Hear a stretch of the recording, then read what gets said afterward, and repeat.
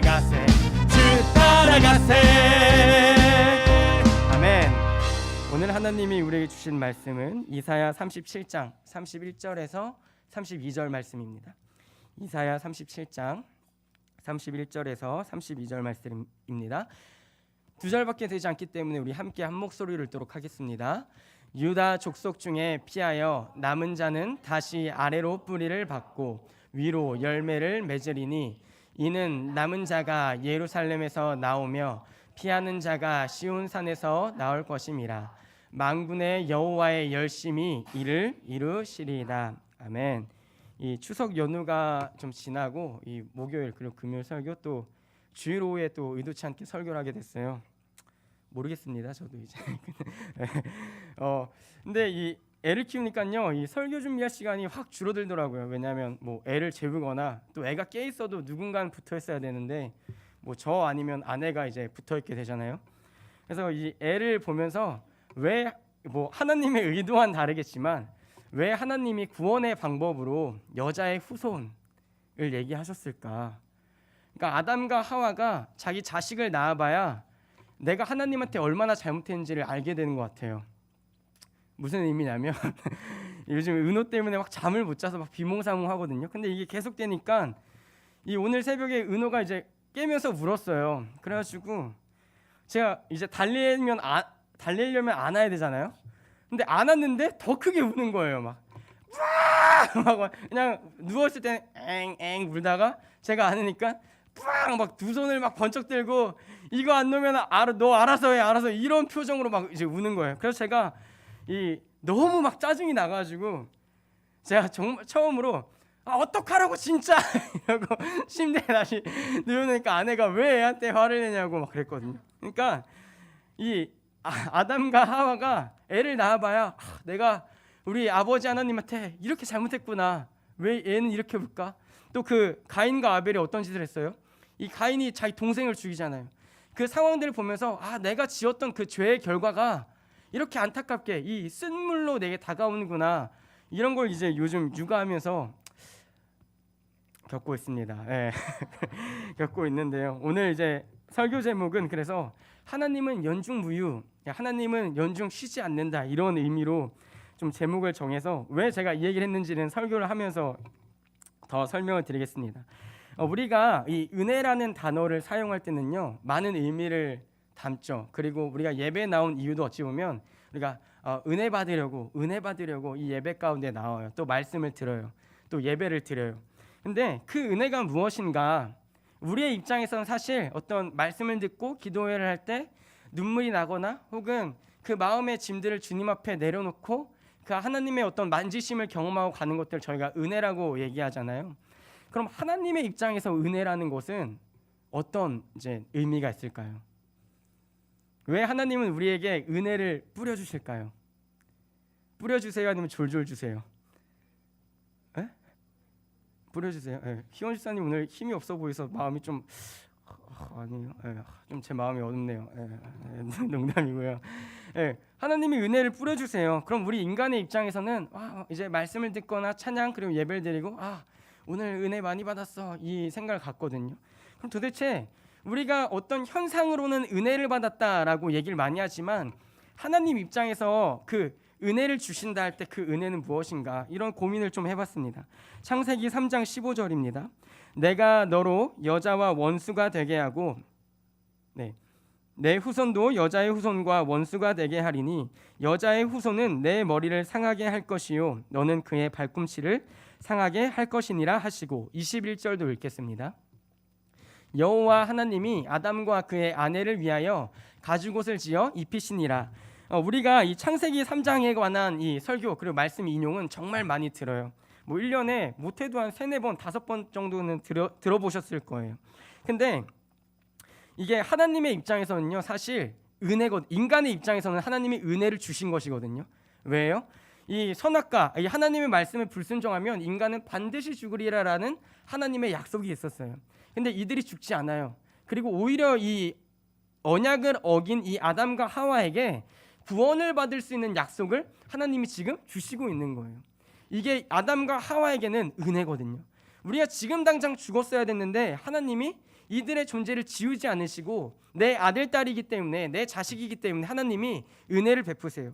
또 쫓아내시는데도요, 여호와 하나님이 아담과 그의 아내를 위하여 가죽옷을 지어 입히시니라. 우리가 창세기 설교를 목사님 통해서 들으셨겠죠? 저는 못 들은 본문일 거예요. 아마 3장은 못 들어본 본문일 거예요. 근데 뭐 이게 결국은 나중에 다 예수 그리스도로 이제 귀결되는 그 은혜의 통로로 귀결되는 말씀이지만, 이 하나님의 입장에서 은혜란, 제가 고민해 봤을 때 굳이 하시지 않아도 될 일을 사랑하시기 때문에 하시는 일. 너무 어렵게 꼬았나요? 쉽게 말하면 안 해도 될 일을 하심, 이게 은혜인 것 같은 거예요. 우리가 그냥 죄인으로 살다가 죽을 수 있었잖아요. 그냥 우리가 자연스럽게 죄를 짓다가 자연스럽게 죽고 나서 자연스럽게 지옥에 갈 수 있는, 그리고 지옥에 갈 만한 저를 포함해서 모두가 그런 사람이었는데, 하나님의 입장에서 은혜는 뭐냐면 우리를 구원하시지 않아도 돼요. 또한 우리에게 믿음을 주시지 않아도 돼요. 우리에게 성령을 부어주시지 않아도 되는데, 하나님이 우리를 창세전부터 택하시고, 또한 우리에게 예수 그리스도를 믿을 수 있는 믿음을 주시고, 또한 그 예수 그리스도를 붙잡고 따라갈 수 있도록 성령을 주신 그 모든 것들이 사실은 하나님의 입장에서 하시지 않아도 될 일인 은혜라는 거예요.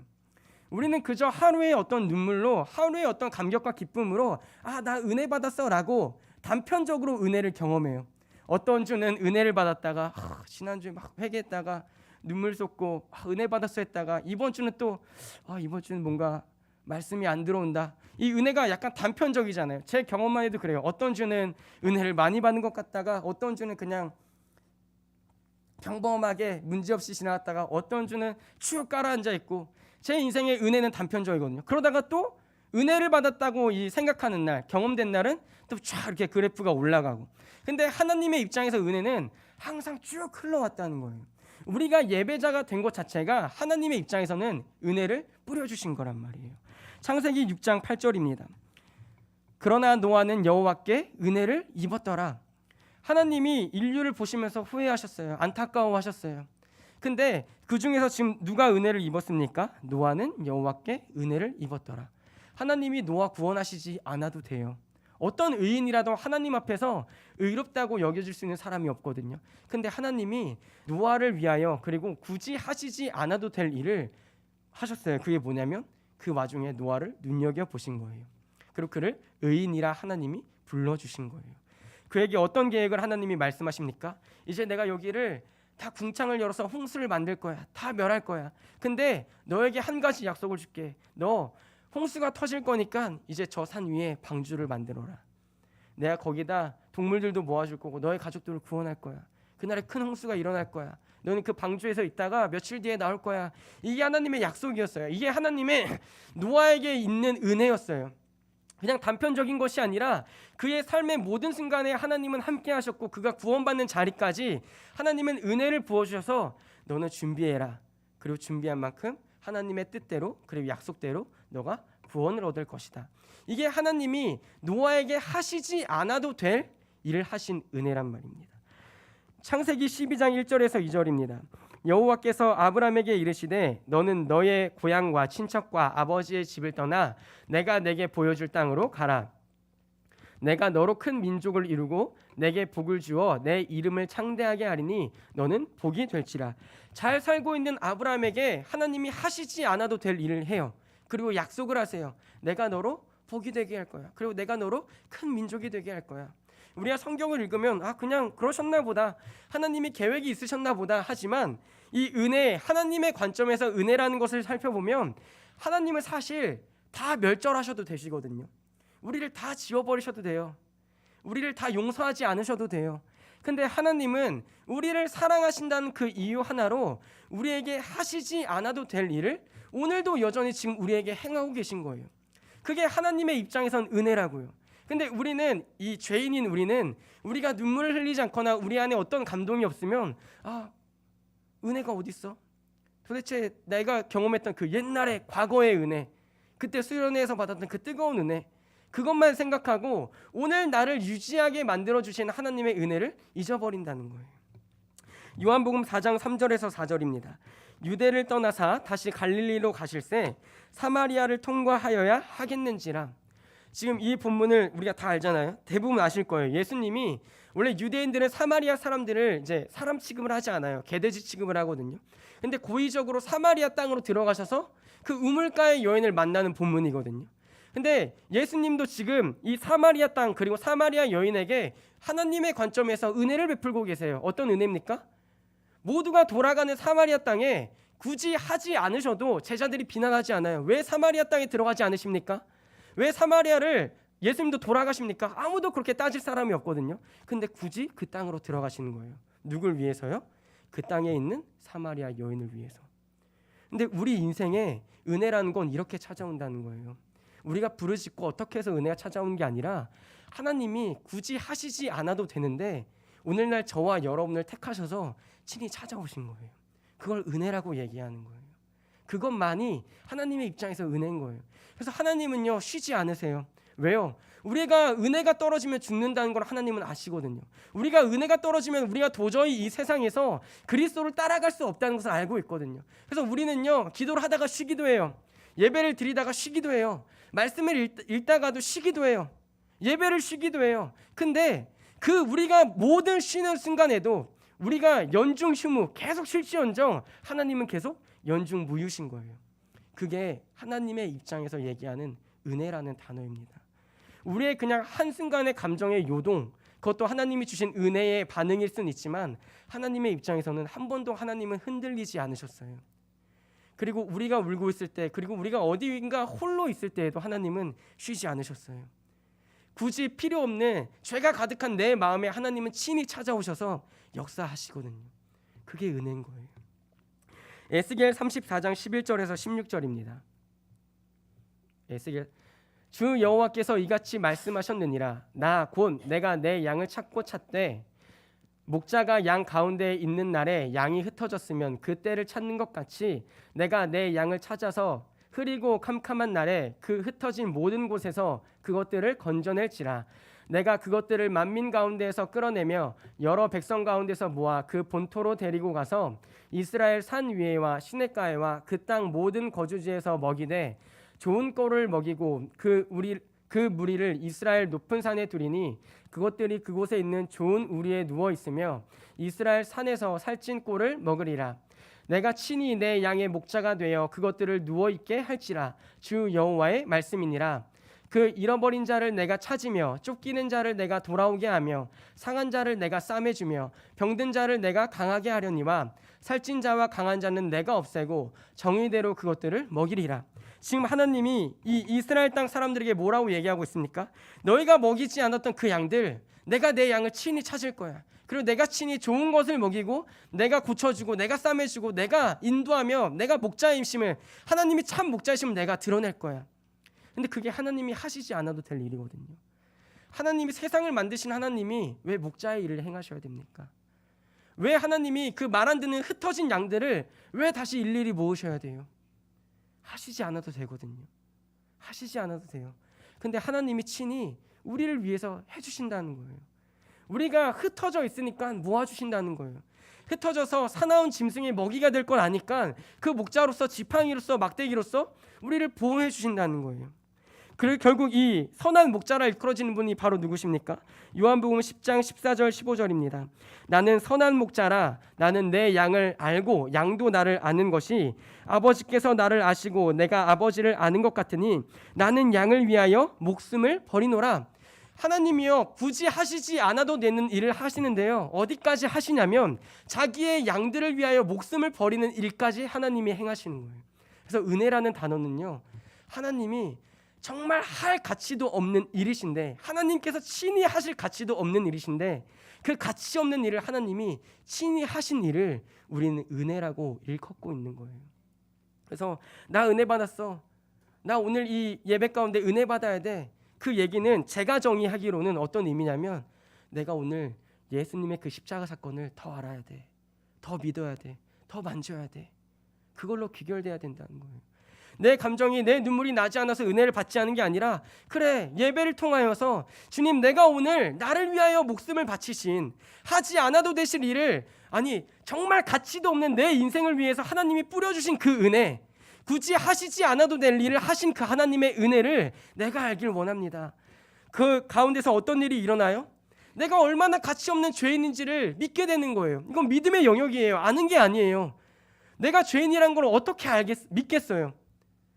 도덕적인 윤리적인 죄를 지어서 내가 죄인이라고는 얘기할 수 있지만 자기가 얘기하지 않으면 아무도 모르거든요. 법도 모르거든요. 근데 예수님이 우리로 말미암아 그 성령으로 말미암아 우리가 죄인인 것을 조명하시고 알게 하신 후에 그 십자가 앞에 설 때마다 뭐가 끊임없이 드러나요?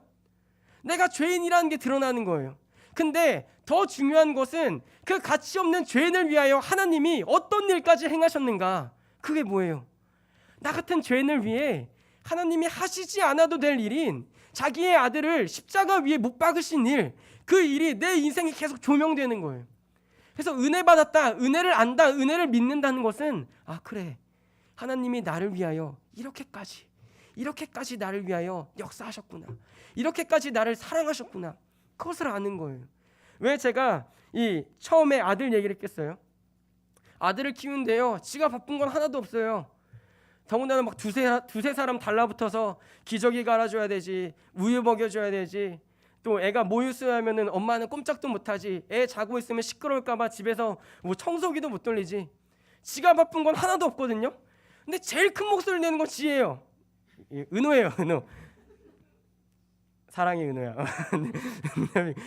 이 지가 제일 큰 목소리 내는 거예요. 마음에 안 든다고 막 컴플레인을 막 거는 거예요.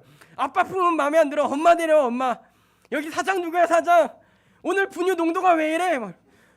왜 내 기저귀를 빨리 안 갈아줘? 어떻게 하냐 이거예요. 쌌으면 저 쌌습니다. 정중하게 저 쌌습니다. 아버지 기저귀 한번 갈아주시겠습니까? 이렇게 해주면 얼마나 깔끔해요. 근데 그 한 아이를 키우기 위해서 부모가 너무나 바쁜 거예요. 부모의 시간이 없고 양가 부모님이 많은 헌신을 해주셔야 되고 또 부모는 더욱더 헌신해야 되고 잠도 못 자고 자기를 키워주는데 뭐 걔가 지금 알겠어요. 아마 나중에 사춘기 되면은 문 닫으면서 아빠가 날 위해 뭘 해줬어. 지금 제가 몽둥이 하나를 지금 구해놨거든요. 네. 아빠가 날 위해 뭐 해줬어. 엄마가 날 위해 뭐 해줬어. 제가 했던 대사거든요. 똑같이 한번 할 거예요. 그때 얼마나 억장이 무너지겠어요. 내가 네 때문에 잠도 못 자고 내가 네 때문에 누가 네 똥 만지고 싶어서 만져. 아빠니까 아빠가 만져주지. 똥 닦아주지. 누가 너 똥꼬 닦아주겠냐고. 근데 뭐 아들이 알겠냐고요. 자녀가 알겠냐고요. 근데 이 죄인인 그리고 하나님의 아들인 딸인 우리의 모습이 그렇다는 거예요. 하나님은요 쉬지 않고 그 누구보다 바쁘게 우리 인생에 은혜를 끼치고 계신데요, 우리는요 우리 마음에 들지 않는다고 우리는 떼쓰고 애쓰고 울어요. 그리고 내 입맛에 맞는 은혜를 갖고 오라고 주장해요. 내 입맛에 맞는 내 삶을 내놓으라고, 내 인생을 만들어내라고 울고 떼쓰는 게 우리 인생이에요. 하나님 왜 내 인생에 시험과 고난이 찾아왔어요? 왜 이거 빨리 안 치워주세요? 하나님께 컴플레인 거는 게 자식의 사명인 거예요. 부모에게 항상 떼쓰는 게 자식의 사명인 거예요.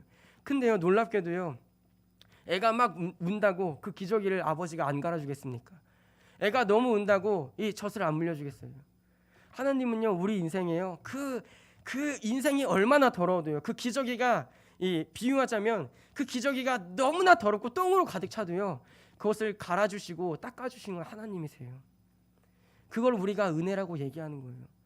우리 아무도 구원할 수 없는, 스스로는 아무도 남의 죄를 사해줄 수 없는 진짜 진흙탕이고 똥덩어리인 우리 인생에 누가 찾아오세요?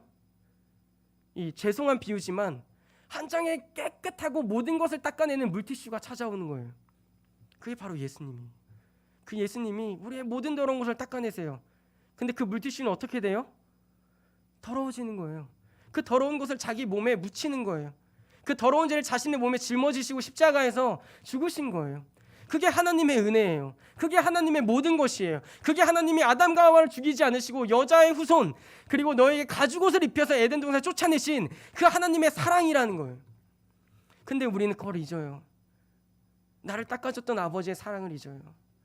나를 위해 등허리가 아프면서 모유수를 했던 어머니의 사랑을 잊어요.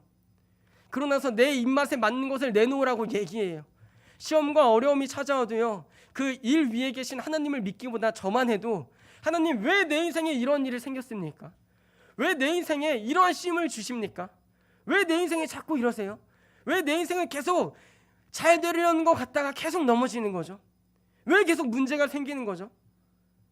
그 불만을 가지고 클레임을 거는 게 우리라는 거예요. 죄인인 우리라는 거예요.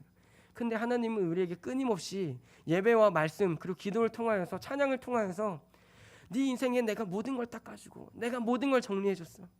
네 인생은 지금 네가 아무리 진흙탕 더러운 데 빠져 있다고 해도 이미 내가 다 정리해줬어. 내가 계속 닦아줄 거야. 계속 은혜를 부어줄 거야. 나를 봐라. 내가 네 부모인 거 모르니? 내가 너 엄마 아빠인 거 모르니? 엄마 아빠를 좀 믿어봐라.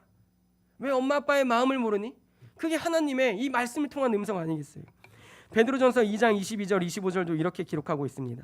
그는 죄를 범하지 아니하시고 그 입에 거짓도 없으시며 욕을 당하시되 맞대어 욕하지 아니하시고 고난을 당하시되 위협하지 아니하시고 오직 공의로 심판하시는 이에게 부탁하시며 친히 나무에 달려 그 몸으로 우리 죄를 담당하셨으니 이는 우리로 죄에 대하여 죽고 의에 대하여 살게 하려 하심이라.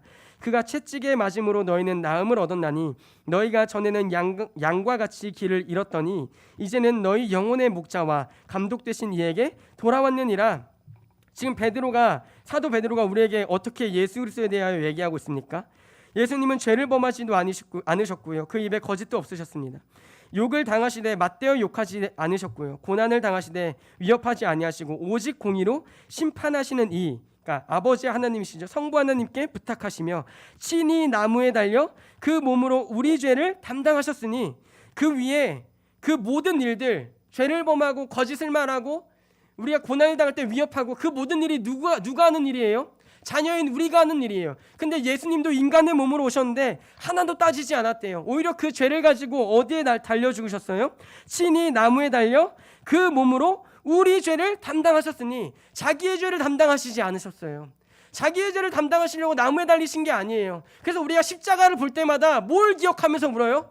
내가 저렇게 죽는 죄인인데, 나의 죄인데, 내 죄인데 왜 저분이 저 십자가에서 내 죄를 짊어지고 죽으셨느냐? 그 의문이 죄인인 우리 인생에 끊임없이 남아야 한다는 거예요.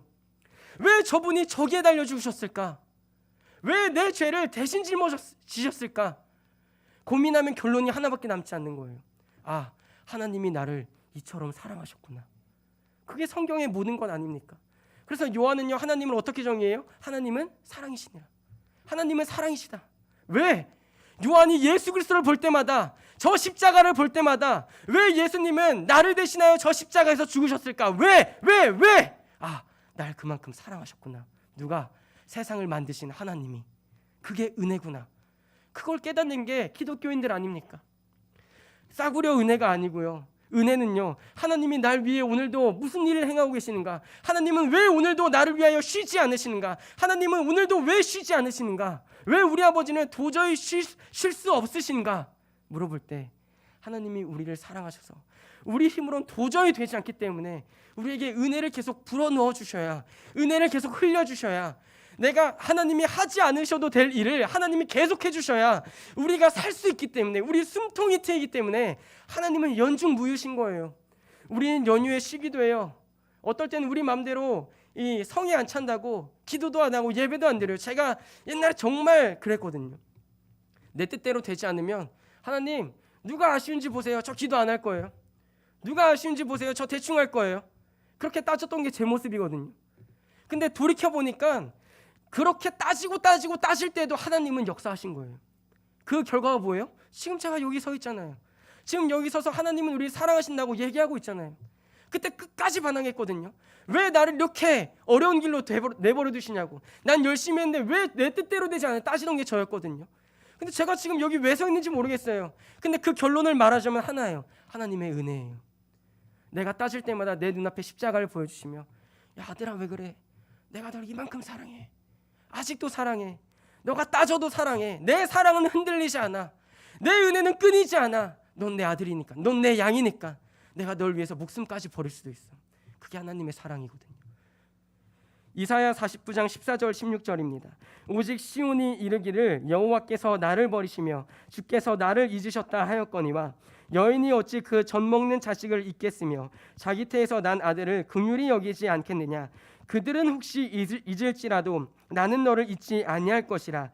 내가 너를 내 손바닥에 새겼고 너의 성벽이 항상 내 앞에 있나니.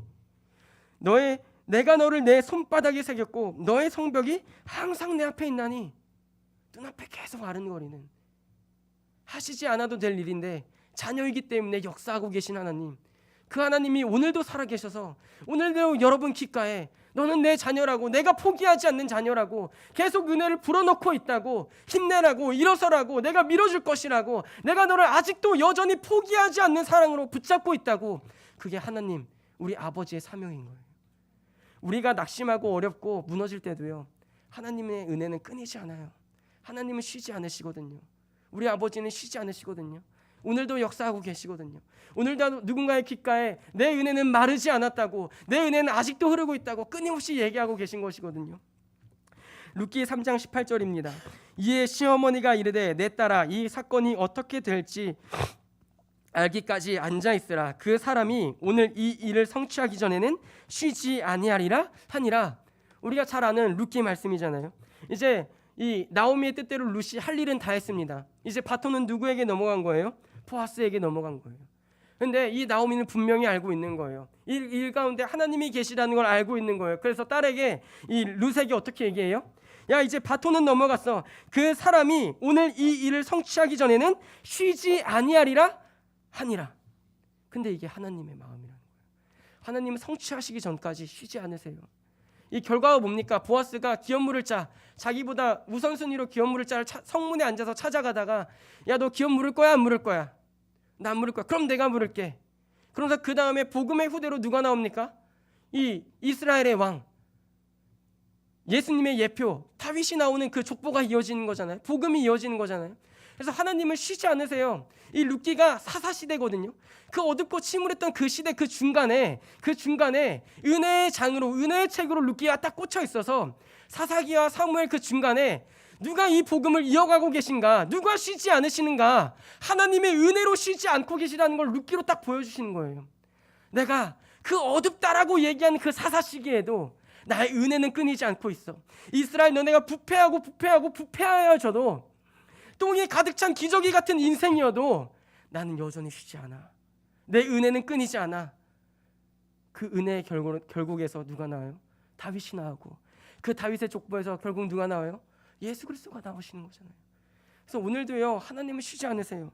오늘도 하나님은 우리를 위하여, 그리고 우리의 삶을 위하여 하나님은 오늘도 쉬지 않으세요. 오늘 본문입니다. 이사야 37장 31절 32절입니다. 우리 함께 한 목소리로 읽겠습니다. 유다 족속 중에 뿌리를 받고 위로 열매를 맺으리니 이는 남은 자가 예루살렘에서 나오며 피하는 자가 시온 산에서 나올 것임이라. 만군의 여호와의 열심히 이를 이루시리이다. 지금 이 37장의 상황은 이 아수르 왕이 이 이스라엘을 공격할 것이다. 히스기야 왕 때 이 공격할 것이다. 그 내용을 읽고 17절에 이 아수르 왕의 사자 갖고 와서, 야, 너네 안전할 수 있을 것 같아? 막 조롱을 해요. 너희 하나님이 지켜줄 것 같냐? 그래서 그 서신을 가지고 이 히스기야가 하나님 앞에 올라가서, 하나님, 이 서신 보세요. 하나님, 얘네는 다 우상 믿는 족속인데 우리를 죽이려고 해요. 하나님, 살아계신 하나님인 거 제가 믿고 있습니다. 그 이제 내용을 보여주고 이사야를 통하여서 하나님이, 야, 히스기야가 이것 가지고 기도했다. 그 다음에 이제 이사야가 그 응답을 가지고 얘기해 주는 거예요. 근데 이 32절에 어떻게 기록되어 있습니까? 만군의 여호와의 열심히 이를 이루시리이다. 아수르 왕의 그 위기, 어려움 앞에 있어도요, 그 열심, 이 너희가 아래로 뿌리를 받고 위로 열매를 맺을 거야. 너희가 해가 지나갈수록 열매를 맛볼 거야. 그 일을 누가 이루신다고요? 위기 앞에서도 이 일을 누가 이루신다고요? 여호와의 열심히 이를 이루시리이다. 우리가 어떤 삶에 있습니까? 우리 지난주에 강도사님이 오후 예배 때 우리 삶이 재방송이냐고, 전 이 비유와 예화가 정말 이 가슴깊이 와닿거든요. 정말 우리 삶이 재방송이 아니잖아요. 재방송이었으면 제가 애를 그렇게 키웠겠습니까? 어떡하라고 진짜 이렇게 안 키웠죠. 그래 은호야, 괜찮아 아빠 해줄게, 더 울어 이렇게 했겠죠. 재방송이 아니니까 어떡하라고, 진짜 눕혀도 울고 안아줘도 울고 어떡하라는 거야. 근데 정말 이놈이 웃긴 게 엄마한테 딱 안기면 울음을 그치거든요. 그리고 저를 보면서 빵긋 웃어요. 제가 지금 이 1살도 안 된 아이한테 가스라이팅을 당하고 있거든요 지금.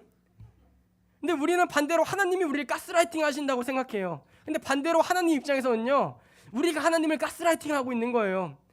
말 잘 듣는 것 같다가 나 말 안 들어 이러고, 제가 왜 이러나 대현아 돌아오더라 그러면 빵끝 한번 웃어주고 그렇지 우리 대현이 효자지. 그러다 에이 마음에 안 들어 이러고 쟤 또 왜 저러나 왜 그래 그러다 또 뭔가 또 갑자기 어느 날 빵긋 웃어서 하나님 안녕하세요, 하나님 죄송해요 이러면 이 하나님이 가스라이팅 당하고 계신 거예요. 오해하지 마세요 여러분. 하나님이 여러분 인생을 가스라이팅 하고 계신 게 아니라 반대로 여러분이 하나님을 가스라이팅 하고 계신 거예요. 정말로 이건 100% 맞아요. 저도 애 낳기 전까지는 왜 하나님은 내 인생을 가스라이팅 하시지? 이렇게 잘해주시는 것 같다가 갑자기 풀무불에 던지시는 것 같고, 풀무불에 빠졌더니 거기에 하나님이 또 사자로 함께 계신 것 같다가 나와보니까 바지 밑단 다 타있고, 그게 제 인생인 줄 알았는데 하나님 왜 이렇게 가스라이팅 하시나? 근데 애를 낳아보니까요, 이게 부모가 자녀를 가스라이팅 하는 게 아니구나, 자녀가 이 부모를 가스라이팅 하는구나, 그걸 이제 뼈저리게 알게 된 거예요. 그래서 여러분 오해하지 마세요. 우리가 하나님을 가스라이팅 하면 했지 하나님은 우리 가스라이팅 하시지 않으세요. 항상 좋은 길로 은혜를 부어주고 계신 거예요. 그리고 하나님이 그 열심으로 그 일을 이뤄가고 계세요. 우리가 어려움에 빠질 때가 있어요. 풀무불에 던져질 때가 있어요. 근데 그 일마저도 하나님의 뜻을 위하여 그 은혜의 현장 가운데 하나님이 열심으로 이루고 계신 와중인 거예요. 우리가 알지 못할 뿐이지, 우리가 믿지 못할 뿐이지. 어려운 상황에 빠질 수 있죠. 근데 그 상황에서도 우리가 믿는 건 뭐냐면 내 인생에 하나님의 은혜가 아직 끊이지 않았다는 것을 우리가 믿고 견디는 거예요. 견디는 거. 초대교회 성도들이 왜 견뎌요? 십자가를 받거든요. 십자가를 들었거든요. 고난을 받았거든요. 고난을 받을수록 정말 십자가가 실제했던 일이구나, 예수님이 정말 살아계시구나, 그걸 믿었거든요. 그걸 믿고 따라간 거예요. 그걸 믿음으로 따라간 거예요. 그 와중에 그래, 예수님이 함께 계신 그 은혜가 매주의 성찬, 매일 모일 때의 성찬으로 예수님이 나에게 살과 피를 내어주셨는데 난 무엇을 드릴 수 있을까? 이 고민이 가득했던 게 초대교회거든요. 순교의 자리에서도 이 복음을 저버리지 않았던 게 초대교회 성도들이었거든요. 그 은혜가 오늘도 여전히 우리에게 흐르고 있다는 것을 우리는 믿는 거예요. 아니, 실제로 하나님은 살아계셔서 그 은혜가 흐르고 있어요. 흐르고 있으니까 우리가 여기 앉아있고, 흐르고 있으니까 저 같은 핏덩이가 여기서 복음을 증거하고 있는 거죠. 실제가 아니었으면 제가 다 저버리고 도망갔겠죠. 왜 내 인생을 가스라이팅 하세요? 그 비명을 외치면서 도망갔겠죠. 근데 부부가 되고 부모가 되고 성경을 읽고 읽을수록 나는 음녀의 자식인데, 지난주에 나왔던 것처럼 나는 건포도 과자를 즐긴 자식인데 그 뒤에 뭐가 붙어요? 여호와가 그들을 사랑하시나니. 그 말씀으로 우리 자녀들의 마음이 다 녹는 거 아니에요? 그 사랑의 방식이 맞지 않다고 떼썼던 우리, 사랑의 방식이 맞지 않다고 문을 닫았던 우리, 근데 그럼에도 불구하고 하나님의 사랑은 그 문 밖에 서서 마르지 않았다는 거예요. 그 은혜가 마르지 않았다는 거예요. 제발 문을 열고 나오라고 하나님은 오늘도 여전히 우리 귓가에 우리를 사랑한다고 부르고 계시다는 거예요. 이사야 48장 3절에서 7절 말씀입니다. 내가 예로부터 처음 일들을 알게 하였고 내 입에서 그것들이 나갔으며 또 내가 그것들을 듣게 하였고 내가 호련히 행하여 그 일들이 이루어졌느니라. 내가 알거니와 너는 완고하며 내 목은 쇠의 힘줄이요 내 이마는 누치라. 그러므로 내가 이 일을 예로부터 내게 알게 하였고 일이 이루어지기 전에 그것을 내게 듣게 하였느니라. 그것을 내가 듣게 하여 내가 이것을 내 신이 행한 바요 내가 새긴 신상과 부어 만든 신상이 명령한 바라 말하지 못하게 하였느니라. 네가 들었으니 이 모든 것을 보라. 너희가 선전하지 아니하겠느냐? 이제부터 내가 새 일 곧 내가 알지 못하던 은비한 일을 내게 듣게 하노니 이 일들은 지금 창조된 것이요 옛 것이 아니라 오늘 이전에는 내가 듣지 못하였으니 이는 내가 말하기를 내가 이미 알았노라 하지 못하게 하려 함이라. 아멘. 지금 이 말씀이 뭘 의미하고 있습니까? 네가 얼마나 못된 자식인 거 알아서, 네가 얼마나 뻔뻔한 자식인 거 알아서 내가 어떤 일이 있을지 다 얘기해 줬어. 근데 그 일을 겪었는데도 너는 나를 인정하지 않잖아. 그 일을 다 예언한 일을 다 겪었는데도, 매를 맞을 만큼 맞았는데도 너는 내가 참 신인 걸 인정하지 않잖아. 근데 이제 내가 네가 도저히 알 수 없는 일을 이제 만들기 시작할 거야. 내가 이제 만들어서 그 일을 볼 때 네가 와 정말 하나님은 살아계시구나를 네가 알게 될 거야. 그래서 하나님은요 오늘도 쉬지 않으세요.